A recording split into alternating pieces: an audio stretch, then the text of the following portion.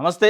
ఈరోజు న్యూస్ అనాలిసిస్‌లో ముందుగా విశాలాంధ్ర పేపర్‌లో వార్తలను చూద్దాం. విశాలాంధ్ర బ్యానర్ ఐటము కమలానికి కప్పమని ఒక వార్తను రాసింది. ఎవరు కప్పం కట్టేదంటే చంద్రబాబు నాయుడు గారు. ఇగో ఇక్కడ మోడీ, చంద్రబాబు నాయుడు గారి ఫోటో ఉంది.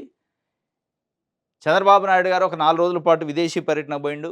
కుటుంబ సమేతంగా జన్మదినం అదే వేడుకలు కూడా విదేశాల్లోనే జరుపుకుంటూ దాని తర్వాత నిన్న అర్ధరాత్రి ఢిల్లీకొచ్చిండు. ఢిల్లీకొచ్చి ఈరోజు అమిత్ షాతోని మీటింగ్ ఉందట. సుదీర్ఘంగా అంటే ఒక రహస్య మీటింగ్. పర్సనల్ మీటింగ్ అనమాట. ఆ మీటింగ్‌లో ఏందంటే ఇప్పుడు ఒక రాజ్యసభ సీటు ఖాళీ అయింది. దానికి ఈ రోజు నుంచి నామినేషన్‌లు షురు అయినాయి. 29 వరకు తేదీ ఉంది నామినేషన్‌లేసుకోవడానికి. వైసీపీలో నంబర్ 2గా వెలుగెలిగిన విజయసాయిరెడ్డి రాజీనామా చేసి పార్టీకి రాజ్యసభ సభ్యత్వానికి బయటికెళ్ళిండు. ఆ స్థానం ఖాళీ అయింది. ఇప్పుడు ఆ స్థానం కోసం వాస్తవంగా 164 స్థానాలతోని కూటమి ఏర్పడింది. దాంట్లో 134 స్థానాల పైనే తెలుగుదేశం పార్టీ ఉంది. అయినప్పటికీ ఇలా చంద్రబాబు నాయుడు గారి పరిస్థితి ఎట్లా ఉందంటే, ఒక జాతీయ పార్టీకి సబ్ పార్టీగా, ఒక జాతీయ పార్టీకి రాష్ట్ర శాఖ అధ్యక్షుడిగా ఆయన పరిస్థితి ఉంది. బీజేపీ జాతీయ పార్టీ అయితే దానికి ఒక రాష్ట్ర శాఖ అధ్యక్షుడిగా ఉన్నాడా చంద్రబాబు నాయుడు గారు అనే పరిస్థితి నాకు తెలిసి తెలుగుదేశం పార్టీ పెట్టిన తర్వాత, ఏర్పాటైన తర్వాత చంద్రబాబు నాయుడు గారు ముఖ్యమంత్రి గానీ, ఎన్టీఆర్ ముఖ్యమంత్రిగా ఉన్నప్పుడు గానీ ఈ పరిస్థితి ఎప్పుడు రాలే. ఢిల్లీ పోయి అనుమతి తీసుకోవాల్సిన పరిస్థితి వాళ్ళ పార్టీ పదవులు అంటే వాళ్ళ పార్టీకి రావాల్సిన పదవులను కూడా ఢిల్లీ పోయి అనుమతి తీసుకొని మేము నింపుకుంటాం అని చెప్పే పరిస్థితికి వచ్చింది. ఇక దానికోసం పోయిండు. ఆ కప్పం ఏందంటే ఆ ఖాళీ అయిన రాజ్యసభ సీటు బీజేపీకి అడుగుతుండ్రట. నువ్వు కప్పం కడతావా? లేదంటే ఏందనే పరిస్థితి ఉందా ఏం గాని రాజ్యసభ సీటు కోసం అమిత్ షా దగ్గర పోయి ఆడ కూర్చొని మాట్లాడి ఇక అమిత్ షా డైరెక్ట్ చెప్పినట్టుంది. ఇది మాదే అయిపోయింది దాని కథ అని. కాకపోతే అక్కడ ట్విస్ట్ ఏందంటే మళ్ళా ఖాళీ చేసిన విజయసాయిరెడ్డికి ఇస్తారా బీజేపీ నుంచి? లేదంటే తమిళనాడులో ఎన్నికలున్నాయి. అక్కడ అన్నామలై అని ఉన్నడు తమిళనాడు బీజేపీ అధ్యక్షుడిగా మొన్నటి వరకు ఉండు. లోక్‌సభ ఎన్నికల్లో పోటీ చేసి ఓడిపోయిండు. ఆయనకిచ్చి ఆయన కేంద్ర మంత్రిగా చేసి తమిళనాడులో రాబోయే ఎన్నికలలో బెనిఫిట్ పొందాలని ఇగ 2 వ్యూహాలున్నాయట. మరి ఆయన తమిళనాడు నుంచే చేస్తారా? లేదా ఉత్తరాది నుంచి చేస్తారా? తమిళనాడు నుంచి చేయకపోతే ఇక్కడ విజయసాయిరెడ్డికి ఇస్తారా? ఒకవేళ నిజంగానే విజయసాయిరెడ్డికి ఇచ్చే కాడికొస్తే ఇక చంద్రబాబు నాయుడు గారి పరిస్థితి అంటే రాజకీయంగా ఒక రకంగా ఏదో జరుగుతుందనే ఒక అనుమానం, ఆందోళన స్టార్ట్ అయింది. ఎందుకంటే విజయసాయిరెడ్డి వైసీపీలో ఉండటం ఏంది, నంబర్ 2గా రిజైన్ చేయటం ఏంది, రాజకీయాల్లోకి రావటమా, నేను రాను అని అనటం ఏంది, మళ్ళీ బీజేపీలో జాయిన్ కావటం ఏంది, ఇదంతా లోపట ఏం జరుగుతుందనే ఒక ఆందోళన అయితే స్టార్ట్ అయింది. దీనికి సంబంధించి ఆయన ఈ కప్పాన్ని కట్టుకోవడానికి పోయిండట. వైసీపీ మాజీ ఎంపీ విజయసాయిరెడ్డి రాజీనామాతో ఖాళీ అయిన రాజ్యసభ స్థానం కూడా బీజేపీ ఖాతాలో పడబోతుందన్న ప్రచారం సాగుతుంది. దీనిపై టీడీపీ వర్గాల్లో తీవ్ర చర్చ జరుగుతుంది. త్వరలో తమిళనాడు శాసనసభ ఎన్నికలు జరగనున్న నేపథ్యంలో ఆ రాష్ట్రానికి చెందిన బీజేపీ నేత అన్నామలైను ఏపీ కోటాలో రాజ్యసభకు ఎన్నిక చేయాలన్నది బీజేపీ వ్యూహంగా చెబుతున్నారు. దక్షిణాది రాష్ట్రాల్లో బలహీనంగా ఉన్న బీజేపీని బలోపేతం చేసేందుకు ప్రధాని మోదీ, హోంమంత్రి అమిత్ షా విశ్వ ప్రయత్నాలు చేస్తున్నారు. దీనిలో భాగంగానే వారికి ఉన్న ప్రతి చిన్న అవకాశాన్ని సద్వినియోగం చేసుకుంటున్నారు. ఏపీలో బలమైన పార్టీగా ఉన్న టీడీపీ కేంద్ర ప్రభుత్వంలోనూ భాగస్వామ్యంగా ఉంది. ప్రస్తుతం ఏపీ అప్పుల ఊబిలో కూరుకుపోవడమే కాక గత పాలనలో విధ్వంసంతో తీవ్రంగా నష్టపోయింది. ముఖ్యంగా రాష్ట్రానికి అత్యంత కీలకమైన అమరావతి రాజధాని, పోలవరం ప్రాజెక్టులను పూర్తి చేసుకోవాల్సి ఉంది. దీనికి కేంద్ర ప్రభుత్వ సహాయం తప్పనిసరి. దీన్ని ఆసరా చేసుకొని బీజేపీ, టీడీపీ ద్వారా జరిగే రాజకీయ లబ్ధిని అందిపుచ్చుకుంటుంది. సరే, బీజేపీ తెలుగుదేశం పార్టీ ద్వారా జరిగే రాజకీయ లబ్ధిని అందిపుచ్చుకుంటుంది. మరి తెలుగుదేశం పార్టీ బీజేపీ నుంచి ఏం అందిపుచ్చుకుంటుంది? కేంద్ర ప్రభుత్వం నుంచి ఏం అందిపుచ్చుకుంటుంది? అమరావతికి ఏమొచ్చింది? లేదా పోలవరానికి ఏమొచ్చింది? అంటే ఏం లేదు. అమరావతికి ఒక 15,000 కోట్ల అప్పొచ్చింది. పోలవరం 45 అడుగుల నుంచి 41 తగ్గింది హైటు.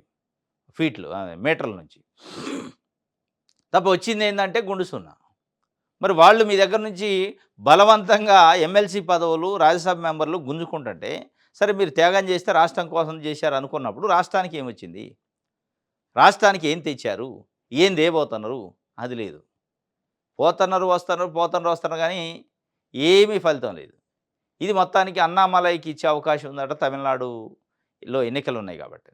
చంద్రబాబు నాయుడు గారు తన నెత్తిన తానే ఏదో అంటరుగా పోసుకున్నట్టు అయితుంది. పక్కనే ఉన్న తమిళనాడులో బీజేపీ బలోపేతం అయితే రేపు అత్యంత ప్రమాదకరం ఎవరికంటే చంద్రబాబు నాయుడు గారికి. మరి అది గమనిస్తుండా లేదో తెలవట్లేదు కానీ అత్యంత ప్రమాదకరమైన స్టేజ్‌లో ఆంధ్రప్రదేశే ఉంది ఇయాల. ఆంధ్రప్రదేశ్‌లో వాళ్ళు అధికారంలోకి రావటానికో, అధికారంలో ఎవరిని ఉంచాలనే దానికో ఎవరినైనా బలి చేస్తారు, ఎవరినైనా పక్కకు పెట్టే అవకాశం ఉంది. రేపు చంద్రబాబు నాయుడు గారు వద్దు అనుకుంటే, రేపు పవన్ కళ్యాణ్‌ని హైప్ చేయాలనుకుంటే చంద్రబాబు నాయుడు గారు తొక్కే కార్యక్రమం కూడా ఇగో ఈ ఈ బీజేపీ చేస్తది. దాంట్లో డౌటే లేదు. ఇయాల తెలుగుదేశం పార్టీలో ఉన్న సీనియర్లు కాదని ఢిల్లీ పోయి, మీకు రావాల్సిన పదవిని ఢిల్లీ పోయి మీరు ఇయ్యటమేంది? ఒకవేళ నిజంగానే వాళ్ళకి కావాలంటే మీ చేతిలో ఉంది ఆ పదవి. మీ ఎమ్మెల్యేలు మెజారిటీ ఉంది. వాళ్ళ ప్రతినిధి ఎవరైనా వచ్చి ఇక్కడ రిక్వెస్ట్ చేసుకోవాలా. ఈ ఒక్కసారి పోనీయండి మాకు కావాలి అన్నామలైకి లేదా విజయసాయి రెడ్డికి కావాలి. మాకు వ్యూహం ఉందని చెప్పి. మీరు పోయి ఢిల్లీలో వాళ్ళ దగ్గర నయానా భయాన బతిలాడుకునే పరిస్థితి అంటే మరి ఇది ఒక రకంగా తెలుగువాడి ఆత్మగౌరవం ఏమైనట్టు? తెలుగువాడి ఆత్మగౌరవం నిజంగానే ఢిల్లీలో ఉందా? లేదా? అనేది ఇక తాకట్టు అనకూడదు గానీ, తెలుగువాడి ఆత్మగౌరవం కోసం పుట్టిన తెలుగుదేశం పార్టీ ఆళ్ళు ఢిల్లీ పోయి పదవులు నింపుకోవాల్సిన పరిస్థితి వచ్చింది. ఇది మరీ సెల్ఫ్ రెస్పెక్ట్‌ని చంపుకోవడమే. మరి చంద్రబాబు నాయుడు గారు ఏం ఆలోచిస్తుండు? మరి ఆయన విజన్ ఏంది? వ్యూహం ఏందో తెలవదు గానీ, ఇది ఒక రకంగా అయితే తెలుగుదేశం పార్టీ క్యాడర్‌లో అయితే కుతకుత స్టార్ట్ అయింది. పెద్ద ఎత్తున చర్చ జరుగుతుంది. ఏంది మరీ ఇంత మనం పేలవంగా ఉన్నామా? ఈ స్థాయిలో ఇంత పార్టీ బలంగా ఉన్నప్పటికీ మనం పోయి అక్కడ ఢిల్లీ పోయి మోకరిల్లాల్సిన అవసరం ఏంటి? మన పదవులను వాళ్ళకి ఎన్నని ఇస్తారు? మొన్న ఎమ్మెల్సీ ఇస్త్రీ, ఇప్పుడు రాజ్యసభ ఇస్తండ్రి, అంతకుముందు రాజ్యసభ ఇస్త్రీ ఆర్ కృష్ణయ్యకి ఏంది ఎటుపోతుందని వాళ్ళు ఒక రకంగా ఒక డైలమాలో, డోలాయమానంలో ఉండరు. ఇయన్నీ ఉన్నా గానీ ఆయన పోతుండు, కలుస్తుండు. ఇది ఈ కప్పం కథ ఇది. ఇంకెన్ని పదవులు ఇస్తారంటే టీడీపీ నేతల్లో ఆవేదన ఉందట. ఆవేదన ఉన్నా ఇక ఆయన ఆగడు. ఆయన బాధ ఆయనకుంది. రైట్. డొల్ల కంపెనీ ఉర్సాకు భూ కేటాయింపులొద్దు. మీరొద్దంటే వాళ్ళెందుకు ఆగుతురు? ఆళ్ళు అధికారంలోకి వచ్చిందే ఏ పార్టీ అయినా. అధికారంలోకి వచ్చేదే పేదల భూములు, రైతుల భూములు, లేదంటే ప్రభుత్వ భూములు. పెట్టుబడిదారులకి ఇయటం, పెట్టుబడిదారులు ఉద్యోగాలు ఇస్తారని చెప్పడం, ఆ ఉద్యోగాలు ఇచ్చింది లేదు, పోయింది లేదు. ఈ ఊర్సా అని ఒక కొత్త కంపెనీ వచ్చిందట. మొన్న 4 నెలల క్రితం ఏర్పడ్డదట ఫిబ్రవరిలో. హైదరాబాద్‌లో ఏర్పడ్డదో లేదో ఒక అపార్ట్మెంట్‌లో ఫ్లాట్‌లో రెసిడెన్షియల్ అంటే కుటుంబం ఉండే ఫ్లాట్ అది. ఆఫీస్ లేదు, ఆడ ఏవి లేదు. ఫ్యామిలీ ఉండేది. అక్కడ దాన్ని పెట్టి 3,000,00,00,000 సంబంధించిన 60 ఎకరాల భూమిని ఇస్తాండ్రట. ఆక్షేపణ చేసిండు రామకృష్ణ, సిపిఐ నేత రామకృష్ణ గాని ఆక్షేపణ చేసినా గానీ వాళ్ళెందుకు ఆగుతారు? వాళ్ళ ఎజెండా వాళ్ళకుంటది.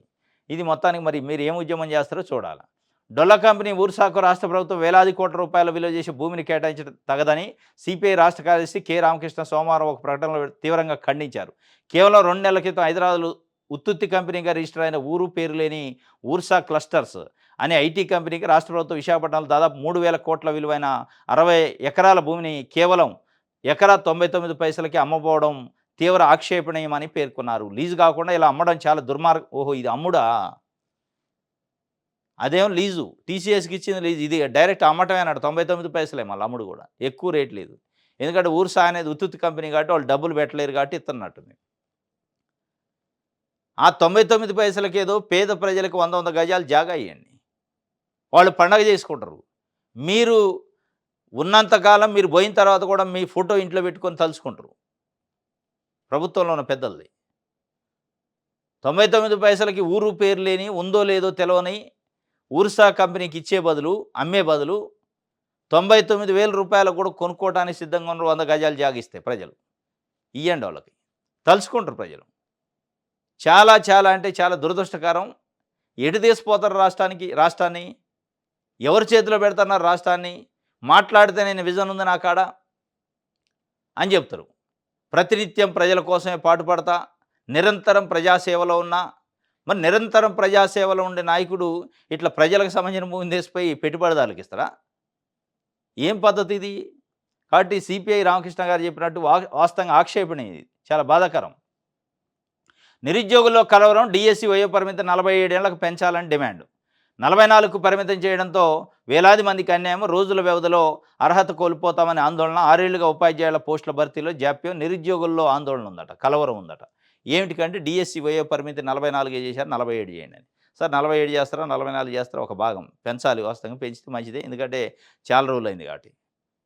కాకపోతే పెంచడం వల్ల గవర్నమెంట్కి ఏం నష్టం లేదు. అయిందల్లా మళ్ళీ అభ్యర్థులకే నష్టం. ఎంత ఏజ్ పెరిగితే అంత వాళ్ళకి సర్వీస్ తగ్గిద్ది, ఆ సర్వీస్ తగ్గితే వీళ్ళకి లాభం. ఇది ఒక భాగం. ఇంకో డిఎస్సిలో అర్హత విషయం చాలా కలవరంగా ఉంది, ఆందోళనగా ఉంది విద్యార్థుల్లో, నిరుద్యోగుల్లో. 40% ఎస్సీ ఎస్టీ బీసీలకు డిగ్రీలో 40% ఉంటే డిఎస్సి అర్హత ఉంది గతంలో. టెట్‌కి అర్హత ఉంది. బీఈడీ చేయడానికి అర్హత ఉంది. కానీ ఇప్పుడు 45% చేశారు దాన్ని. ఓపెన్ కేటగిరీకి 45% మార్కులు డిగ్రీలో ఉంటే టెట్ రాయొచ్చు. బీఈడీ ఎగ్జామ్ రాసి పాస్ అయ్యి బీఈడీ ఎంట్రన్స్ రాసి బీఈడీలో జాయిన్ కావచ్చు. ఈ 2 ఉన్నాయి. కానీ గతంలో డీఎస్సీకి కూడా 45% ఉంటే ఓసీకి ఎలిజిబిలిటీ. కానీ ఇప్పుడు లేదు. 50%. ఈ పర్సెంటేజ్ ఎందుకు పెంచారు? దీని వెనక ఉన్న వ్యూహం ఏంది? ఈ మెలకలు ఎందుకు పెడతారు మెలికలు అని చూస్తే ఎవరో ఒకళ్ళు హైకోర్టుకు పోవాలి. నోటిఫికేషన్ బ్రేక్ కావాలి. ఇక అట్లా అంటే పర్సెంటేజ్ లేకుండా ఎట్లా చెబుతారు విద్యార్థులకు పాఠాలంటే గతంలో చెప్పలేదా? ఇప్పుడు చెప్పేటోళ్ళు వాళ్ళు కాదా? పాస్ అయితే చాలు 40%తోనే అంటారు. మరి ఎట్లా చెప్తారు అనుకున్నోళ్ళు టెట్‌కి ఎందుకు అర్హత ఇచ్చారు? ఆగస్టులో పెట్టి మొన్న పెట్టిన టెట్‌లో ఇయ్యొద్దు కదా! టెట్‌కి కూడా అదే పెడితే పోయేది. టెట్‌కేమి ఇస్తే టెట్ ఎందుకు రాసినట్టు ఎగ్జామ్ ఫీజు కట్టి? కేవలం టీచర్ ఎలిజిబిలిటీ కదా! ఇక్కడికొచ్చాక ఎలిజిబిలిటీ ఇయ్యనప్పుడు ఆ టెట్‌కున్న విలువేంది? నిజంగానే టెట్‌లో కూడా మీరు 45, 50% అని పెట్టుంటే అనుకోవచ్చు. కొంతమంది వితండవాదం. చదువు రానోళ్ళు, పాస్ కానోళ్ళు ఎట్లా చదువు చెప్తారు? ఇప్పుడు చదువు పాస్ అయినోళ్ళు అత పీకే ఏంది ఆడ ముందల అర్హత ఉంటున్నారు. చదువు చెప్పడానికి ఇక్కడ పాస్ కావడానికి సంబంధం లే. చదువు చెప్పడం అనేది అనుభవంతోనే వస్తూనే ఉంటది. ఈ 4%, 5% మార్కులతోని పాస్ అయిన పెద్ద ఉద్ధరిత్తరా? ఇదంతా ఏంటంటే ఇక ఈ టెట్‌లో ఇచ్చారు 40%కి మాకు ఈడ 45 పెట్టారు కాబట్టి కోర్టుకు పోతాం అంటే కోర్టుకు పోతే ఆగిద్ది. ఇది నిరుద్యోగుల్లో ఒక కలవరం ఉందట. ఈ కలవరానికి మరి వాళ్ళే చెప్పాల. గవర్నమెంటే ఆ కలవరాన్ని క్లియర్ చేయాలి. నెక్స్ట్ ప్రజాశక్తి చూద్దాం. సమస్యల పరిష్కారం కోసం అంగన్వాడీలు భారీ ధర్నా. మండుటెండలోను తరలివచ్చిన వేలాది మంది కిక్కిరిసిన ధర్నా చౌకు. అంగన్వాడీకి సంబంధించి ఎలక్షన్స్‌లో చంద్రబాబు నాయుడు గారు హామీ ఇచ్చిండు. మినీ అంగన్వాడీలను మేజర్ చేస్తా అని, అంగన్వాడీ హెల్పర్లకు ప్రమోషన్ ఇస్తా అని, అంగన్వాడీ టీచర్స్‌కి సూపర్వైజర్‌లు అవకాశం ఇస్తామని ఇటు రకరకాలుగా చెప్పారు. ఉద్యోగ భద్రత కల్పిస్తామని ఇటు రకరకాలుగా చెప్పారు. ఏదీ లేదు. ఏది లేకపోగా అనేక సార్లు వాళ్ళు అది గుర్తు చేసినా కానీ దానిపైన స్పందించే నాదుడు లేదు. దానికే నిన్న వాళ్ళు మొత్తం విజయవాడ చేరుకొని పెద్ద ఎత్తున నిరసన వ్యక్తం చేశారు. మాజీ ఎమ్మెల్సీ లక్ష్మణరావు గారి ఆధ్వర్యంలో కేఎస్ లక్ష్మణరావు ఆయన మాట్లాడుతుండు అంగన్వాడీ కార్యకర్తల గురించి. ఇప్పటికైనా పట్టించుకోవాలి. భారీ ధర్నా చేశారు. కిక్కిరిసిందట ధర్నా చౌకు. ఇప్పటికైనా 45 రోజులు సమ్మె సందర్భంగా అప్పుడు ప్రతిపక్షంలో ఉన్న చంద్రబాబు ఇతర నాయకులు శిబిరాలకు వచ్చి న్యాయం చేస్తామని హామీ ఇచ్చారట అప్పుడు. ఏది జగన్మోహన్ రెడ్డి ముఖ్యమంత్రిగా ఉన్నప్పుడు 45 డేస్ సమ్మె చేస్తే ఆ సమ్మె శిబిరాల్లో టెంట్లలోకి వచ్చి నటన చేశారట. మేమొస్తే ఇది చేస్తాం, అది చేస్తాం అని. న్యాయం చేస్తాం అన్నారట. న్యాయం చేయకపోగా ఇవాళ ఎవరికి న్యాయం చేస్తారంటే లూలు కంపెనీకి, టీసీఎస్ కంపెనీకి, ఉన్నదో లేదో తెలవని ఉత్తుత్త కంపెనీ ఉర్సాకి వీటికి న్యాయం చేస్తున్నారు. వీళ్ళకైతే చేయట్లే పాపం. వాళ్ళు దానికే రోడ్డెక్కారు. ఊర్సా భూముల వ్యవహారం బయట పెట్టండి అని సిపిఎం డిమాండ్ చేసింది. ఇక బయట పెట్టేదేముంది ఇత్తన్నారు కదా 60 ఎకరాలు, ఎకరం 99 పైసలకి రేటు చొప్పున అమ్ముతున్నారట. ఉత్తొత్త ఊర్సా కంపెనీకి. ఆ ఉత్తొత్త ఊర్సా కంపెనీ కంపెనీ ఉత్తొత్తదే కానీ భూమి నిజమే. భూమిని తీసుకునే వాళ్ళు వేరే ఉన్నారు. కంపెనీ ఉత్తొత్త కంపెనీ ముందు పెట్టారు. ఇక వాళ్ళెందుకు బయట పెడతారు? మీరు అడగనే పెడతారు. పెట్టడానికి వాళ్ళుంది సీక్రెట్ వ్యవహారాలు నడపడానికే. సాక్షి చూద్దాం. రైట్. చట్టం అంటే లెక్కలేదా? పోలీసులపై హైకోర్టు మరోసారి తీవ్ర ఆగ్రహం. అసలు రాష్ట్రంలో ఏం జరుగుతుంది? ఏం జరుగుతుందంటే రెడ్ బుక్ రాజ్యాంగం జరుగుతుంది.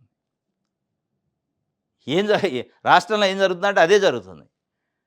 సిట్ అధికారులు చాలా పెద్దవాళ్ళం, శక్తివంతులం అని భావిస్తున్నారు. మీకు చట్టం అంటే గౌరవం లేదని అర్థమవుతుంది.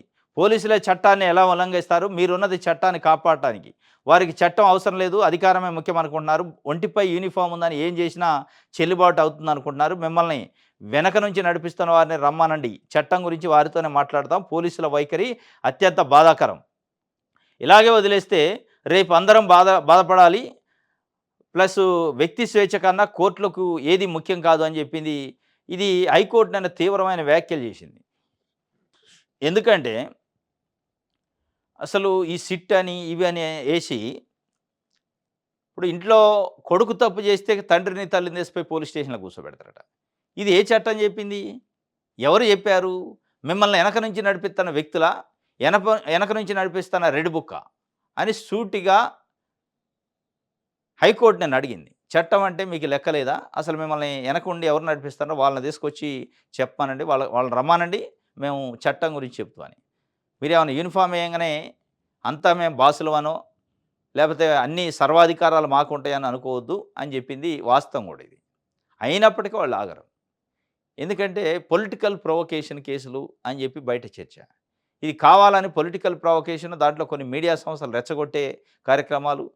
కొన్ని పత్రికలైతే ఆయన్నెందుకు అరెస్ట్ చేయలేదు, ఈయన్నెందుకు అరెస్ట్ చేయలేదు, ఆయన ఆడ ఇది తినడు, ఈయన ఇది ఈళ్ళకి ముందు వీళ్ళ దగ్గర డాటా ఉంది అన్నట్టుగా చెప్తా ఉంటారు. ఇన్వెస్టిగేషన్ ఏజెన్సీల కంటే, కోర్టుల కంటే పత్రికలు, టీవీలు చాలా ఫాస్ట్ అయిపోయినాయి. వాళ్ళు ఒక ఎజెండా పెట్టుకున్నారు. ఎవరెవరిని ఇరికియాలని, ఆ ఇరికిచ్చే కార్యక్రమంలో వాళ్ళ గురించి అప్పుడప్పుడు వార్తలు రాస్తా ఉంటారు. కాబట్టి ఇదంతా ఒక ప్లాన్డ్ అనమాట. ఇది చట్టం పరిధిలోనో, చట్టం కోసమో, నిజంగానే తప్పు చేస్తేనో జరగట్లే. నిజంగానే తప్పు చేస్తే జరిగితే ఒక ప్రాసెస్ ప్రకారం జరిగితే ఎవరికి అభ్యంతరం లేదు, చేయాలి కూడా. నిజంగానే అవినీతి అక్రమాలు చేసి, అడ్డగోలు కబ్జాలు చేసి, అడ్డగోలు మద్యం కుంభకోణాలు చేస్తే ఎవరినైనా తీసుకోవాలి, లోపటేయాలి, తప్పు లేదు దాంట్లో. 100కు 100% కరెక్టే. ప్రజల ప్రాణాలతోని చెలగాటమాడి నకిలీ మద్యాన్ని అమ్మి, నాసిరకం మద్యాన్ని అమ్మి ఒకవేళ నిజంగానే ప్రజల ప్రాణాలు తీసుంటే దాని వెనక పెద్ద కుంభకోణం ఉందంటే ఎవరినైనా వదిలిపెట్టొద్దు, ఎంత పెద్ద స్థాయిలో ఉన్నా. కానీ ఒక పొలిటికల్ ఎజెండాతోని జరిగితే మట్టుకు అది తప్పే. దాంట్లో డౌట్ లేదు. ఈ పొలిటికల్ ఎజెండాతోని జరుగుతున్నట్టే ఉంది. దీన్ని ఇడిదిప్పి ఎవరో ఒక ఇంటెన్షనల్ పర్సన్ ఉండో ఆ ఇంటెన్షన్‌గా ఆయన్ని పెట్టాలి, ఆయనకు బురద బుయ్యాలనే ఒక కార్యక్రమం లెక్క జరుగుతున్నట్టు కనపడుతుంది. ఎందుకు కనపడుతుందంటే ఇదే పత్రికలు, ఇదే టీవీ ఛానెల్‌లు, ఇదే తెలుగుదేశం పార్టీ సోషల్ మీడియా మొన్నటిదాకా వైఎస్ఆర్‌సీపీలో విజయసాయిరెడ్డి పైన ఏ2 అని, ముద్దాయి అని, క్రిమినల్ అని రాసిన పత్రికలు ఇవాళ విజయసాయిరెడ్డి చెప్పిండు ఆయన ముద్దాయట, ఈయన ముద్దాయట, ఈయన తప్పు చేసిండట అని చెప్పి. అంటే విజయసాయిరెడ్డే పెద్ద క్రిమినల్ అని మీరు మొన్నటిదాకా పోర్ట్రేట్ చేసిన తర్వాత ఆయన చెప్తున్న పేర్లు, ఆయన చెప్తున్న మాటలు నిజాలని ఎట్ట చెప్పుకోవాలి, క్రిమినల్ చెప్పే మాటలు? అంటే ఇవాళ పార్టీలో లేడు, వైఎస్ఆర్‌సీపీలో లేడు కాబట్టి ఇక ఆయన చెప్పింది నిజమే. ఇక ఆయనే చెప్తుండు కాబట్టి ఇక ఆయన చెప్తే ఎవరు చెప్తే వాళ్ళే అక్యూజ్డ్ అయిపాయే. ఇక పోలీసులు ఇన్వెస్టిగేషన్ అవసరం లేదు అని చెప్పే ప్రయత్నం చేస్తానంటే దీని వెనక తప్పనిసరిగా ఒక ఎజెండా ఉంది. నిజంగానే ఎజెండా లేకపోతే అదే విజయసాయిరెడ్డిని నువ్వు క్రిమినల్‌వి, నువ్వే పెద్ద దొంగవి, క్రిమినల్‌వి, నువ్వు కూడా అందులో ఉన్నావు, నువ్వు మళ్ళీ సుతపూస మాటలేంది చెప్పేది? ఆయన ఉన్నాడు, ఈయన ఉన్నాడు, దీని వెనకని నువ్వెవరు చెప్పటానికి? నీ ఇంట్లోనే సమావేశాలు జరిగి నువ్వు ఒక ముద్దాయివే. నువ్వు చెప్పేదానికి ఏం విలువ ఉందని రాయాలి వాస్తవంగా పత్రికలు. అవి రాయట్లే. అంటే విజయసాయిరెడ్డిని కాపాడే ప్రయత్నం, విజయసాయిరెడ్డి చెప్పిన పేరును లోపటేసే ప్రయత్నం చేస్తున్నారు. ఇది కాబట్టి అసలు రాష్ట్రంలో ఏం జరుగుతుందంటే ఏం జరగట్లే. చట్ట వ్యతిరేకమైన కార్యక్రమాలు, చట్టాన్ని కాపాడాల్సిన పోలీసు యంత్రాంగమే, చట్టాన్ని కాపాడాల్సిన ప్రభుత్వాలే చట్ట వ్యతిరేకమైన కార్యక్రమాలు డైరెక్ట్‌గా బరితెగించి చేస్తున్నారు. అది జరుగుతుంది. అది హైకోర్టులు అనేక సార్లు చెప్పినాయి. అయినా వినే పరిస్థితి లేదు, మాట్లాడే పరిస్థితి. గతంలో కూడా అనేక సందర్భాల్లో హైకోర్టు చెప్పింది. మెదడు ఉపయోగించకుండా యాంత్రికంగా రిమాండ్ ఉత్తర్వులు రాస్తున్నారు. కోర్టుల కన్నా ఎక్కువ అనుకుంటున్నారా? లోపలేయడం మినహా మీరు ఏం చేస్తున్నారు? గతంలో ఇచ్చిన స్టేట్మెంట్లు కోర్టులు. పోలీసులు తప్పుల మీద తప్పులు చేస్తున్నారు. హద్దు మేరొద్దు. పౌరుల స్వేచ్ఛను హరిస్తే ఊరుకోము. ఇది ధిక్కారమే, కోర్టు ధిక్కారమే అని మొన్న ఏప్రిల్ 10th రోజు కూడా అన్నది. ఇది ఎన్నొచ్చినా వాళ్ళు ఒకటే ఎజెండా పెట్టుకున్నారు. అక్కడి నుంచి పైన నుంచి వస్తూ ఉంటాయి ఆదేశాలు పాటించడమే వాళ్ళకి చిరస. అదే భారత రాజ్యాంగం, అదే రూల్సు, అదే ఐపీసీ వాళ్ళకి. ఇక వేరే ఏం లేదు. పైనుంచి వచ్చిన ఏదైతే ఆదేశాలు ఉంటే పలానా ఆయన లోపటేయండి, ఇగో ఇది స్క్రిప్టు అంతే. అది పాటించటమే ఐపీసీ, అది పాటించటమే కాన్స్టిట్యూషను, అది పాటించటమే కోర్టు, అది పాటించటమే లా. ఇక వాటికి మించింది లేదని వాళ్ళు అనుకుంటున్నారు. అందుకే తిట్లు పడాల్సి వస్తుంది. డిఎస్సి నోటిఫికేషన్ ప్రతులు దహనం చేశారట. ఎందుకు డిఎస్సి ప్రతులు ఎందుకు దానం చేయాలా నోటిఫికేషన్ వచ్చాకంటే? గిరిజన ప్రత్యేక డిఎస్సి ఇవ్వకుంటే మన్యం నిరవధిక ఆదివాసీ సంఘాల నేతల హెచ్చరిక. ఉపాధ్యాయుల పోస్టుల భర్తీలో గిరిజనులకు అన్యాయం చేశారని అల్లూరు సీతారామరాజు జిల్లా పాడేరులో డాక్టర్ బిఆర్ అంబేద్కర్ విగ్రహం వద్ద ఆదివాసీ ప్రజా సంఘాల నేతలు డిఎస్సి నోటిఫికేషన్ ప్రతులను సోమవారం రాత్రి దహనం చేశారు. గిరిజన సమైక్య, పలు ఆదివాసీ సంఘాల నేతలంతా కూటమి ప్రభుత్వం గిరిజన వ్యతిరేక విధానాలను నిరసించారు. జియో నెంబర్ 3 పునరుద్ధరణ, గిరిజనులతో 100% ఉద్యోగాల భర్తీ అని ఎన్నికల ముందు ప్రకటన చేసిన ముఖ్యమంత్రి చంద్రబాబు అప్పుడు మెగా డిఎస్సి పేరుతో గిరిజనులు దగా చేశారని ఆగ్రహం వ్యక్తం చేశారు. ఆదివాసీ స్పెషల్ డిఎస్సి నోటిఫికేషన్ విడుదలపై ఈ నెల 30వ తేదీ నాటికి రాష్ట్ర ప్రభుత్వం ప్రకటన చేయాలని, లేకుంటే మన్యంలో నిరవధిక బంద్కు పిలుపునిస్తామని చెప్పిండు. గతంలో డిఎస్సి వేశారు, గిరిజన డిఎస్సి అని వేసిండు చంద్రబాబు నాయుడు గారు అప్పట్లో ఉన్నప్పుడు. ఇప్పుడు మన్యం డిఎస్సి వేయాలి, స్పెషల్గా వేస్తారని మీరు హామీ ఇచ్చారు. జియో నెంబర్ 3 గతంలో ఉండేది. అంటే ఏజెన్సీ ఏరియాలో 100కు 100% పోస్టులు వాళ్ళకే ఉంటాయి, ఏజెన్సీ వాళ్ళకి.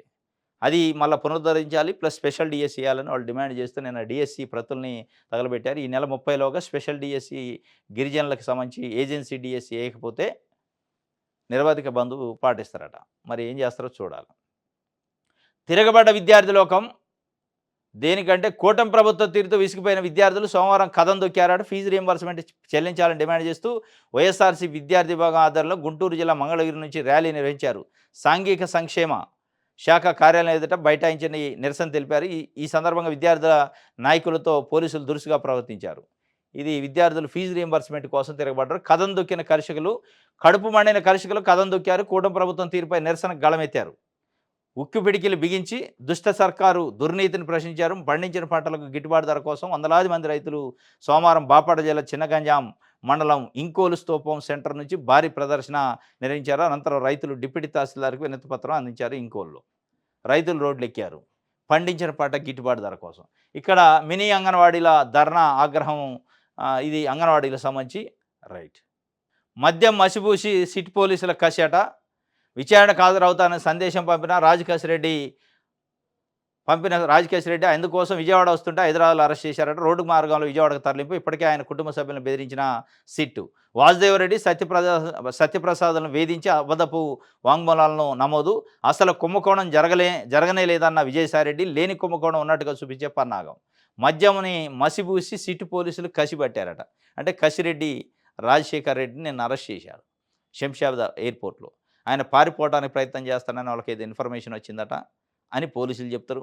లేదు నేనే మీకు ఇన్వెస్టిగేషన్కి వస్తున్నాను, రెడీగా ఉండండి, నేను ఆన్ ద వే ఉన్నానని చెప్తే ఆయన్ని వస్తాడో రాదో అని ముందే మూసేశారు. ఆయన చెప్పినప్పటికీ వినకుండా అని. సరే ఏదేమైనటికీ ఆయన వస్తారంటే మూయటం అయితే మూసారు, అరెస్ట్ చేశారు. ఎందుకంటే ఆయన కోసం సర్చింగ్ చేస్తారు. అసలు నిజాలు ఏదో తెలవాలి కాబట్టి అది మసిబూసి మారేడుకాయ చేశారా, మసిబూసి ఇంకా కసి చేశారా పక్కన పెడితే ఇన్వెస్టిగేషన్ చేస్తే అసలు నిజాలు బయటకు వస్తాయి. ఇన్వెస్టిగేషన్ అయితే చేయాలి తప్పనిసరిగా. ఎందుకంటే దీని వెనక ఏదో ఉందని విజయసాయిరెడ్డి పదే చెప్తుండు. ఉన్నారు. కసిరెడ్డి రాజశేఖర రెడ్డి పెద్ద క్రిమినలు, నేను ఊహించలేదు ఇంత పెద్ద క్రిమినల్ని, నేను దగ్గర తీసి ఎందుకు అని తప్పు చేసిన అని ఫీల్ అవుతున్నా. నా ఇంట్లోనే 2 సార్లు మీటింగ్లు అయినాయి అంటుండు. ఆయన ఇంట్లో మద్యానికి సంబంధించిన మీటింగ్లు కసిరెడ్డి రాజశేఖర రెడ్డి చేసిండు అంటే తప్పనిసరిగా విజయసాయిరెడ్డికి కసిరెడ్డి రాజశేఖర రెడ్డికి అందులో సంబంధం ఉండే ఉంటుంది, దాంట్లో డౌట్ లేదు. ఆ సంబంధం ఏంది, అసలు ఆ కుంభకోణం ఏంది, దాంట్లో ఇంకెంతమంది ఉండరు, ఎవరెవరు ఉండరు అనే విషయాలు తెలవాలంటే ఇన్వెస్టిగేషన్ చేయాలి. కానీ ఈ ఇన్వెస్టిగేషన్లో పైన నుంచి వచ్చే స్క్రిప్ట్ను ఫాలో అయ్యి ఉన్నా లేకపోయినా ఇరికించే ప్రయత్నం చేస్తేనే అదే తప్పు. ఉన్నడా లేదా సంబంధం లేదు. ఎవరైతే కుంభకోణం ఉండొచ్చు, దాంట్లో ఉన్న వ్యక్తులు కావాలని వ్యక్తులను కొంతమందిని ఇరికించే ప్రయత్నం, మసిపూసే ప్రయత్నం చేస్తే అది తప్పు. ఇప్పుడు అదే జరుగుతుంది అనిపిస్తుంది. కుంభకోణం జరగటం వేరు, కుంభకోణం పైన విచారణ చేయటం వేరు. ఆ కుంభకోణంలోకి ఎవరెవరిని లాగాలనే ప్రయత్నం చేయటం వేరు. ఆ లాగే ప్రయత్నం ఈ సిట్ చేస్తున్నా, సిట్కి పైనుంచి ఆదేశాలు వస్తున్నాయి అన్నట్టు కొంత బయట చర్చ జరుగుతుంది. ఇదైతే ముమ్మాటికి తప్పే. ఒకవేళ నిజంగానే అట్లా చేస్తే ఆ కుంభకోణం, మీరు చేయాలనుకున్న కుంభకోణం పైన ఇన్వెస్టిగేషన్ తప్పుదారి పట్టింది. అసలు లక్ష్యం అనేది లేకుండా కేవలం కక్ష సాధింపు కోసం పెట్టుకున్నట్టయింది. ఆ మసిబూసి ఏది కసి రాసినా కానీ అది అయ్యే పనులు కాదు, అది వర్కౌట్ కాదు. ఊర్సాకు భూ కేటాయింపులపై నిరసన. భూములు రద్దు చేయకుంటే ప్రజా ఉద్యమం చేస్తాం. విశాఖ ఐటీ హిల్స్లో వివిధ పార్టీల సంఘాల ఆందోళన. కూటమి ప్రభుత్వానికి వ్యతిరేకంగా నినాదాలు. రద్దు చేయకపోతే ప్రజా ఉద్యమం వస్తుందని జనజాగరణ సమితి రాష్ట్ర కన్వీనర్ అట. డొల్ల కంపెనీ ఊర్సాకు భూ కేటాయింపులు తగదు, విశాఖవాసులు హర్షించరు, భూములు ధరదత్తం ఆపాలి అని వీళ్ళు చెప్తున్నారు. కానీ ఆయన ఎందుకు ఆపుతాడు? ఆయన కావాలనే 99 పైసలకు అమ్మటానికి ముందు ఈ ఊర్సాకి ఇవ్వడానికి ముందు టీసీఎస్కి ఇచ్చిండు. టీసీఎస్ అంటే ఎవరు మాట్లాడరు కదా, ఉద్యోగాలు వస్తాయని. ఇది బయటపడదు. ఇప్పుడు ఏం చేస్తారో చూడాలి. కీరవాణి నన్ను టార్గెట్ చేశారు, వెడ్డింగ్ ఈవెంట్స్ చేసేవాళ్ళు గాయకులే కాదనడం చాలా పెద్ద తప్పు. ఈటీవీ పాడుతాతీగా కంటెస్టెంట్ ప్రవస్తి ఆరాధ్య ఆవేదన. వెడ్డింగ్ షోస్ చేసేవారు అసలు సింగర్సే కాదని కీరవాణి ఓ సందర్భంలో అన్నారు. నేను వెడ్డింగ్ ఈవెంట్స్ చేస్తుంటాను, చేస్తే తప్పేంటి? ఎంతో ప్రతిభావంతులు, ఆస్కార్ అవార్డు గ్రహీత అయిన కీరవాణి అలా మాట్లాడటం నా మనసుని చాలా నొప్పించింది. ఆయన ఎందుకు అలా మాట్లాడారా అని బాధగా అనిపించింది అంటూ గాయని ప్రవస్తి ఆరాధ్య చేసిన సంచలనం సృష్టించాయి. వ్యాఖ్యలు సంచలనం సృష్టించాయి. ఈటీవీలో ప్రసారం అవుతున్న సింగింగ్ రియాలిటీ షో 'పాడుతా తీగ' సిల్వర్ జూబ్లీ సీరీస్‌కు సంబంధించి సంగీత దర్శకుడు కీరవాణి, గాయని సునీత, పాటలు రచయిత చంద్రబోస్ జడ్జీలుగా వ్యవహరిస్తున్నారు. దివంగత ఎస్పీ బాలసుబ్రహ్మణ్యం తనయుడు ఎస్పీ చరణ్ హోస్ట్‌గా ఉన్నారు. ఈ షోలో పాల్గొన్న ప్రవస్తి ఆరాధ్య అతి త్వరగా ఎలిమినేట్ అవ్వడం చాలా మందిని ఆశ్చర్యపరిచింది. ఎందుకంటే ఆమెకు మంచి గాయనిగా పేరుంది. గతంలో 'సరిగమ', 'సై అంటే సై', 'సూపర్ సింగర్' వంటి పలు సింగింగ్ రియాలిటీ షోల్లో తన అద్భుతమైన గానంతో వీక్షకులను రంజింపజేసి విజేతగా నిలిచారు. అలాంటి ఆమె 'పాడుతా తీగ' నుంచి అతి త్వరగా తప్పించబడటం చర్చనీయాంశమైంది. దీనిపై ప్రవస్తి స్పందిస్తూ ఇన్‌స్టాగ్రామ్ వేదికగా పోస్టులు పెట్టారు. సిఫార్సులుంటేనే ఆ షోకి వెళ్ళండి. బాలు గారి సమయంలో ఎలాంటి వివక్ష లేదు. చాలామంది సింగర్సు వివక్ష ఎదుర్కొంటున్నారు. అలాంటి వాళ్ళు గాయకులే కాదనడం పెద్ద తప్పు అని ప్రవస్తి ఆరాధ్య ఆమె చెప్తుంది. ఏందంటే ఏదో కొంత ఆమెను ఎలిమినేట్ చేశారట 'పాడుతా తీయగాలో'. మంచి సింగరు. అయినప్పటికీ నన్ను ఎలిమినేటు చేశారు అని చెప్పి ఆరాధ్య చెప్తుంది. దాని వెనక చాలా అంటే నిన్న ఆమె పెట్టిన వీడియోలో అయితే చాలా తతంగం ఉంది. మహిళల్ని వేధిస్తారు. చిన్న చిన్న పొట్టి పొట్టి బట్టలు యేసుకొని గెస్ట్ హౌజులకి, ఫామ్ హౌజులకి రమ్మంటారు. అవి గాక ఇక కొంతమంది జడ్జెస్ అయితే అవమానకరంగా హేళన చేసినట్టు మాట్లాడతారు. నువ్వు సింగర్‌వా? ఈవెంట్ చేసుకునేవాళ్ళు కూడా సింగర్‌లా అని ఇట్లా అవమానించారు. దీని వెనక పెద్ద కుట్ర ఉంది. వాళ్ళని ప్రాశస్త్యం చేసుకుంటే తప్ప, వాళ్ళ ఆశీస్సులు ఉంటే తప్ప ప్రతిభతోని పని లేదు అని చెప్పి ఆమె చాలా ఆవేదన వ్యక్తం చేశారు. టార్గెట్ చేశారట ఆమెని. మరి ఎందుకు టార్గెట్ చేశారంటే మరి ఆమె కొన్ని చెప్తుందా? అందులో నిజం ఎంత అబద్ధం ఎంతో చూడాలి మరి. ఎలిమినేట్ అయింది కాబట్టి చెప్తుందా? నిజంగానే నిజాలున్నాయా అనేది ఇక భవిష్యత్తులో మనకు తెలవాలి. రైట్. ఆ! 'ఆంధ్రజ్యోతి' చూద్దాం. 'ఆంధ్రజ్యోతి'. 'ఆంధ్రజ్యోతి'లో banner item Rajakasi Reddy arrest. కలుగు నుంచి బయటకొచ్చిన లిక్కర్ డాను. గోవా నుంచి విమానంలో హైదరాబాద్‌కు, అటు నుంచి అటే చెన్నైకి వెళ్లాలని పథకం. ఆపై విదేశాలకు చెక్కేసే యోచన. విమానాశ్రయం వద్ద సిట్ నిఘా. ఎంతకీ బయటకు రాని రాజకాశి రెడ్డి లోపలికే వెళ్లి అరెస్ట్ చేసిన పోలీసులు. విచారణకు వస్తా వదిలేయాలని వినతి. నమ్మలేమంటూ అరెస్ట్ చేసిన సిట్టు విజయవాడకు తరలింపు. నేడు కోర్టు ముందు హాజరుపరిచారు. కలుగులో నుంచి బయటకు తీసుకొచ్చిందట సిట్టు. రాజకాశి రెడ్డిని అరెస్ట్ చేశారు. మొత్తానికి రాజు ఎత్తుకు సిట్టు చెక్ పెట్టిందట. టెక్నాలజీని ఆడుకొని ఆయన ఎక్కడెక్కడుండో పట్టుకొని లోపటేశారట.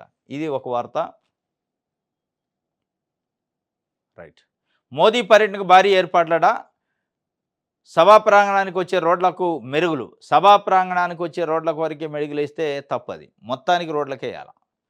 కేవలం మోడీ వచ్చిపోతారు కాబట్టి రోడ్డు ఎత్తే మళ్ళీ అది కథ మొదటికే వద్ది. ఇది ఒకటైతే ఢిల్లీకి చేరుకున్న చంద్రబాబు నేడు అమిత్ షా పలువురు కేంద్ర మంత్రులతో భేటీ. దేనికంటే దానికి రాజ్యసభ కోసం. రాజ్యసభ సీటు విజయసాయిరెడ్డి రాజీనామా చేసిన సీటు వాళ్ళు అడుగుతున్నారు. ఆ క్యాండిడేట్‌ని ఎవరు పెడతారో కనీసం మాకు చెప్పండి అని అడుక్కునే పరిస్థితి చంద్రబాబు నాయుడు గారు. మీకు ఇష్టంలే కానీ క్యాండిడేట్‌ని విజయసాయిరెడ్డా లేకపోతే మా స్టేట్ వాళ్ళా వేరే స్టేట్ వాళ్ళా అని ఇక అడుగుతురేమో. లేదు లేదు నీకెందుకు మాకు ఇష్టం వచ్చిన వాళ్ళు తమిళనాడు నుంచి పెట్టుకుంటాం, అవసరమైతే విజయసాయిరెడ్డిని పెడతాం, నీకెందుకు అనే పరిస్థితి ఉందా లేదా చూడాలి ఇక. రైట్. ఇది ఒక వార్త. జగన్ అట చిల్లిపడిన కొండ ఇచ్చారట. ఎంత నీరు పోసినా పోతుందని నిమ్మల రామానాయుడు చెబుతాడు పాపం. 1200 కోట్లతో పోలవరం ఎడవకాల పనులు. మే నెలాఖరుకు డయాఫ్రమ్ వాల్, బట్రస్ డ్యామ్ పూర్తి. 2027 డిసెంబర్ నాటికి పోలవరం కూడా అయిద్ది అని చెప్పి మంత్రి చెప్తుండు. ఖాళీ కొండ ఇచ్చి ఉంటే దాన్ని తమ నాయకుడు చంద్రబాబు తన ఆలోచనలతో సంపద సృష్టించి నిలుపుతారని, కానీ జగన్ తమకు చిల్లుబడిన కొండ ఇచ్చారని, దీంతో అందులో ఎంత నీరు పోసినా పోతుందని జలవనరుల శాఖ మంత్రి తూర్పుగోదావరి జిల్లా ఇన్ఛార్జి మంత్రి నిమ్మల రామానాయుడు చెప్పారు. చిల్లుబడిన కొండ ఇచ్చిండట. ఒకవేళ నిజంగానే ఖాళీ కొండ ఇచ్చినా కానీ అద్భుతాలు చేసేవాళ్ళట. అంటే చంద్రబాబు నాయుడు గారు తెలివితోని విజనరీతోని దాన్ని అద్భుతాలు చేసేవాడు.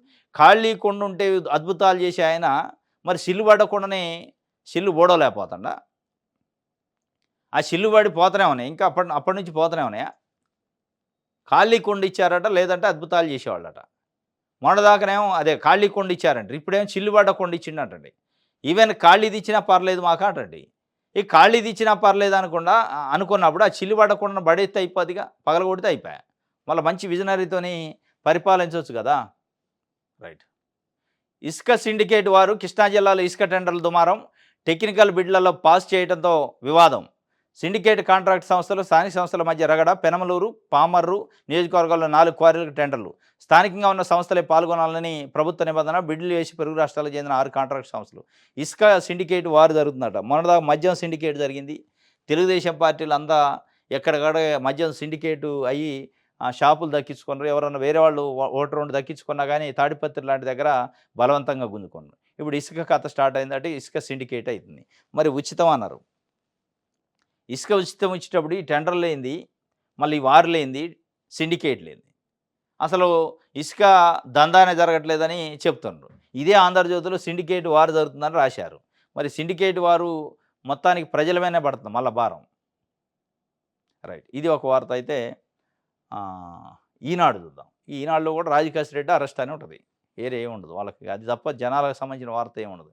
ఇగో రాజకేశ్ రెడ్డి అరెస్టు గోవా నుంచి వస్తుండగా పట్టుకున్న సిట్టు శంషాబాద్ విమానాశ్రయంలో అదుపులోకి గోవాలో ఉన్నట్టు గుర్తించి మాటు వేసిన సిట్టు బృందాలు. ఇది రాజకేశ్ రెడ్డిది ఇక మనం చూసిందే. జులైలో కొత్త పెన్షన్లు 6,00,000 దరఖాస్తులు వస్తాయని అంచనా. అదనపు భారం నెలకు 250 అయిద్దట. జులైలో కొత్త పింఛన్ల మంజూరుకు ప్రభుత్వం కసరత్తు ప్రారంభించింది. ఇప్పటికే దీనిపై మంత్రివర్గ ఉపసంఘం భేటీ నిర్వహించింది. ఈ వారంలో మరోసారి సమావేశమై కొత్త పింఛన్ల మంజూరుపై ప్రభుత్వానికి నివేదించనుంది. ఆ తర్వాత ప్రభుత్వం నిర్ణయం తీసుకున్నది. కొత్తగా వివిధ కేటగిరీల కింద 6,00,000 వరకు దరఖాస్తులు వస్తాయని గ్రామీణ పేదరిక నిర్మూలన సొసైటీ అధికారులు ప్రాథమిక అంచనా. ప్రస్తుతం 63,32,000 మందికి పెన్షన్ల కోసం 2,722 కోట్లు వెచ్చిస్తున్నారు. కొత్త పెన్షన్లకు నెలకు 250 కోట్ల అదనపు భారం పడుతున్నది. వైకాపా ప్రభుత్వ హయాంలో ఎన్నికల నాటికి 2.3 లక్షల దరఖాస్తులు పెండింగ్లో ఉన్నాయి. వీరిలో చాలామందిని అర్హులుగా తేల్చినా నాడు పెన్షన్లు ఇవ్వలేదు. వైకాపా నేతల సిఫార్సులతో కొంతమంది అనర్హులను అర్హత కేటగిరీలకు చేర్చారు. ఇప్పుడు వారందరి నుంచి మళ్ళీ దరఖాస్తులు ఆహ్వానించాలని కూటమి ప్రభుత్వం నిర్ణయించినట్టు తెలిసింది. నాడు భారీగా బోగస్ పత్రాలు, ఆ బోగస్ పత్రాల పేరుతో 3-4 లక్షలు తొలగించినట్టు ఉండట. తొలగించి కొత్త ఇచ్చిండు చంద్రబాబు నాయుడు గారు అని పేరు తెచ్చుకోవడానికి ఒక 6 లక్షల దరఖాస్తులు వచ్చేటట్టున్నాయి. కొత్త పెన్షన్లు అయితే జులై నుంచి వస్తాయట. జులై నుంచి కొత్త పెన్షన్లు వస్తాయి, పాత పెన్షన్లు కొన్ని తొలగిపోతాయి అనే కార్యక్రమం చేస్తున్నారు. 89,000 మంది కొత్తగా స్పౌజ్ పెన్షన్లు కూడా ఇస్తారట. ఇది ఒక వార్త. ఇప్పటికే 63,32,000 మంది ఉన్నారు. దాంట్లో పై 3 లక్షలు తొలగించేటట్టుంది. మళ్ళీ 6 వచ్చి అయితే 66 లక్షలు అయింది. ఇచ్చింది 3 లక్షలే, కానీ 6 లక్షలు అని చెప్పే కార్యక్రమం చేస్తారట.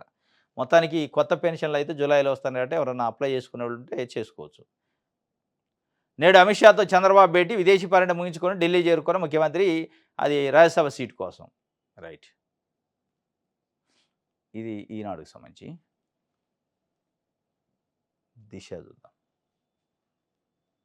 పేదల జీవితాల్లో పెద్ద పండుగ వస్తుందట. కూటమి ప్రభుత్వం ప్రథమ వార్షికోత్సవ కానుక. జూలై 12న 3 లక్షల ఇళ్లకు గృహప్రవేశాలు. ఇప్పటి వరకు 1,70,000 ఇళ్లు పూర్తి. తుది దశలో ఉన్న మరో 60,000 ఇళ్లు. మిగిలిన ఇళ్ల నిర్మాణం గడువులోగా పూర్తి చేయడానికి ప్రభుత్వం అదనపు సాయం. కూటమి ప్రభుత్వం జూన్ 12, 2024 ఏర్పడింది. మళ్ళీ జూన్ 12, 2025కి 1 ఇయర్ అయింది. ఆ సంవత్సర వార్షికోత్సవాల కానుకగా పేదల ఇళ్లలో పెద్ద పండగ చేస్తారట. ఏంటంటే 3 లక్షల ఇళ్ళు ఇచ్చి గృహప్రవేశాలు చేపిస్తారట పేదలకి. అది జూన్ 12 అయిద్దట. ఇప్పటికే 1,70,000 పూర్తి అయినాయట. ఇంకొక 60,000 ఆన్ గోయింగ్లో ఉన్నాయి. మిగతాయి కూడా పూర్తి చేస్తారట ఆ టైంకి. ఇక పండగ వచ్చినట్టే. మరి ఆ పండగ నిజంగానే పండగ అయిద్దా, ప్రచారం పండగ అయితే చూడాలి. విజయసాయి రీఎంట్రీ. ప్రజలు కోరుకుంటే మళ్ళీ రాజకీయాల్లోకి వస్తా. బీజేపీలో కీ రోల్ దక్కనందని ప్రచారం. పొలిటికల్ సర్కిల్లో హాట్ టాపిక్. ఈయన మొన్నే చెప్పిండు, అసలు నేను ఏ రాజకీయ పార్టీలో పోను, రాజకీయాలంటే ఇక నేను లేదు అని చెప్పిండు. విలేకరులు మళ్ళీ అడిగారు, ఇక రారా రాజకీయాల్లోకి? రాను, దాంట్లో డౌట్ లేదు, 100% అని చెప్పిండు. ఫక్తు మళ్ళీ రాజకీయం చేసిండు. ప్రజలు కోరుకుంటే నేను రాజకీయాల్లోకి వస్తా అంటండి. ఏ ప్రజలు కోరుకున్నారు మీరు రాజకీయాల్లోకి రావాలని? మీరు కోరుకున్నారని చెప్పండి. నాకు మళ్ళీ ఇంట్రెస్ట్ ఉంది ఏదో అలా అన్న కానీ మళ్ళీ వస్తా అని చెప్పుకోండి, తప్పులేదు. మీ హక్కు అది. భారత రాజ్యాంగం మీకు హక్కు ఇచ్చింది. ఏ రాజకీయ పార్టీలు అయినా చేయొచ్చు, రాజకీయాలు చేయొచ్చు, వ్యాపారం చేసుకోవచ్చు, ఏదైనా చేయొచ్చు. అయ్యాల వ్యవసాయం చేస్తానే అంటది. మళ్ళీ వ్యవసాయం కాదు ప్రజలు కోరుకుంటున్నారని మళ్ళీ ప్రజలను ఎందుకు అందులో పెడతావు? నేను కోరుకుంటున్నా అని చెప్పండి మీకు మీరే. మళ్ళీ ప్రజలు ఎవరో తెలియదు కాబట్టి ప్రజలు కథ అయిపోయి. ఏ రాజకీయ నాయకుడు ఇది ఒక ఆనవాయితీ. ప్రజలు కోరుకుంటున్నారు, ప్రజాసేవ, పేదరిక నిర్మూలన, ఈ పెద్ద పెద్ద పదాలు మాట్లాడతారు. ఈయన చెప్తుండే శుద్ధపోస మాటలు. ఈయన రాజకీయ రీఎంట్రీ ఇస్తాడట. బీజేపీ పార్టీలో జాయిన్ అవుతారట. అందులో రాజ్యసభ మెంబర్ అవుతారంటున్నారు. ఆయన ఖాళీ చేసిందే. రీఎంట్రీ ఇస్తారట, కీలకమైన బాధ్యతలు ఇస్తారట. సరే, ఇదంతా ఒక ఎత్తు అయితే ఈయన గిట్ట నిజంగానే బీజేపీలో జాయిన్ అయితే చంద్రబాబు నాయుడు గారికి నిద్రపడదు. దీని వెనక జగన్ ఉండాయింది, జగన్మోహన్ రెడ్డి పంపించిండి అయింది. ఇక పార్టీలో జాయిన్ కావటమే కాకుండా రాజ్యసభకి ఇట్లా ఇచ్చారనుకో ఇంకా టెన్షన్ అయింది. ఏం జరుగుతుందో ఆయన మళ్ళా కథ మొదటికే వచ్చేటట్టుంది 2018 కథే అని చెప్పి మళ్ళీ బయట రావాల్సిన పరిస్థితి వద్ద బయటకు వస్తే నా పరిస్థితి ఏంది సార్ అని ఆయన టెన్షన్ ఆయనకుంది. విజయసాయి రెడ్డి మరి జాయిన్ అయితారో లేదు కానీ రీ ఎంట్రీ అయితే ఇస్తారట. రీ ఎంట్రీకి ఇట్లా నిజంగానే బీజేపీలోకి ఇస్తే సరే జగన్మోహన్ రెడ్డి ఉండాలి ఈడ పక్కన పెడితే ఆందోళన అయితే స్టార్ట్ అయింది. చంద్రబాబు నాయుడు గారు ఆయనే నమ్మడు ఇక. ఏదో జరుగుతుందని భయపడే పరిస్థితి కొద్దీ ఇది రాజ్యసభ కూడా ఇస్తారంటున్నారు. ఏం జరిగిందో చూడాలి. నెక్స్ట్ ఆంధ్రప్రదేశ్ అమరావతికి జలహారం ముంపు దుర్భేద్యంగా ప్రజా రాజధాని 3 రిజర్వాయర్ల నిర్మాణం జలసిరిని ఒడిసిపట్టేందుకు భగీరథ ప్రయత్నం 48.3 కిలోమీటర్ల మేర వాగులు కాలువలు ఆధునీకరణ నీటి వనరుల ఇరువైపులా పచ్చదనం బెల్టు 2791 కోట్లతో టెండర్లు పిలిచిన ఏడీసీఎల్ అమరావతికి జలహారం అట. మరి జలహారం ఎంతవరకు అయితే చూడాలి. ఇంకోటి రాజ్యసభ స్థానం బీజేపీకి నేడు అమిత్ షాతో చంద్రబాబు కీలక భేటీ అభ్యర్థిని ఖరారు చేసే అవకాశం. తెరపైకి తమిళ నేత అన్నామలై పేరు నేటి నుంచి నామినేషన్లో 5న పోలింగ్ దాదాపు కూటమికి ఏకగ్రీవం అయిపోయి ఇంకా ఏకగ్రీవం కానీ పోయేది ఎవరికైనా చూసుకోవడం 3 పార్టీలో రాజ్యసభ బీజేపీకేనట దాంట్లో డౌట్ లేదు. ఆ బీజేపీకి ఇయటానికి ఢిల్లీ పోయింది చంద్రబాబు నాయుడు గారు. చంద్రబాబు నాయుడు గారి పదవి అది అంటే వాళ్ళ పార్టీ పదవి వాస్తవంగా వాళ్ళకి బలం ఉంది. ఖాళీ అయిందంటే వాళ్ళే గెలుతారు. ఇప్పుడు వాళ్ళు గెలిచే సీట్ని బీజేపీ గుంజుకుంటుందంటే వాస్తవంగా ఏడకొచ్చి వాళ్ళు రిక్వెస్ట్ చేసి తీసుకోవాలి. ఈయనే పోయి బంగారుపళ్ళెంలో పెట్టి పదవులు ఇస్తాడు బీజేపీ వాళ్ళకి. ఢిల్లీ పోయి మరి విమానం టికెట్ కొనుక్కొని ఢిల్లీ పోయి మరి ఇక్కడ ఉన్న తెలుగుదేశం పార్టీ జెండా మోసిన 40 సంవత్సరాలు జెండా మోసిన సీనియర్ నాయకులను పక్కన పెట్టి ఎమ్మెల్సీ పదవులు రాజ్యసభ పదవులు తెచ్చిపోయి ఢిల్లీలో బంగారుపళ్ళెంలో పెట్టి ఇచ్చేస్తాడు. ఏం జరుగుతుందో వాళ్ళకి తెలియట్లేదు. ఎప్పుడు లేదు ఏంది పరిస్థితి అని. మొత్తానికి రాజ్యసభ అయితే బీజేపీకేనట. రైట్. ఇది ఆంధ్రప్రభ సంబంధించి. ఇది ఈరోజు న్యూస్ అనాలిసిస్. రేపు తాజా వార్తలతో తిరిగి కలుసుకుందాం. Thank you.